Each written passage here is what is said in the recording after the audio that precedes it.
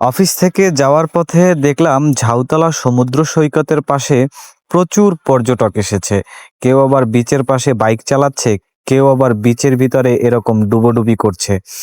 খুব আনন্দ করছে দেখলাম, তাই একটু দাঁড়িয়ে ভাবলাম দেখি আর কি কি দেখতে পাই এই সমুদ্র সৈকতে, আর কারা কারা এসেছেন।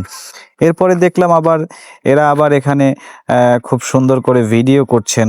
হ্যাঁ, দাঁড়িয়ে ছবি তুলছেন। এদিক থেকে আবার দেখি আর কি কি হয়। ওই দিক থেকে আরো গাড়ি আসতেছে। আহ, আজকে এই পটুয়াখালী এই ঝাউতলা সমুদ্র সৈকতের পাশে এসে আমারও মোটামুটি ভালো লেগেছে। আমারও মন চাইছিল এখানে একটু ডুবাডুবি করি। আবার এদিকে বাইক নিয়ে চলাচল করছে বিচের পাশে। বাহ, খুব দারুণ তো দৃশ্য।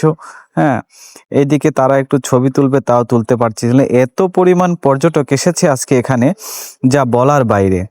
তো আপনারা যারা যারা আসেননি তাদের উদ্দেশ্যে আমার এই ভিডিওটা করা, যে আমাদের এই ঝাউতলা সমুদ্র সৈকত হয়তো আর কিছুক্ষণের মধ্যেই পানিগুলো চলে যাবে বা ভাড়া লেগে যাবে। তো আপনারা যারা এই সমুদ্র সৈকতে আসতে পারেননি তাদের জন্য আমি ভিডিওর মাধ্যমে দেখিয়ে দিলাম। এই দিকে আবার এরা আবার পানির মধ্য দিয়ে হেঁটে যাচ্ছে। বাহ, খুব ভালোই লাগছে।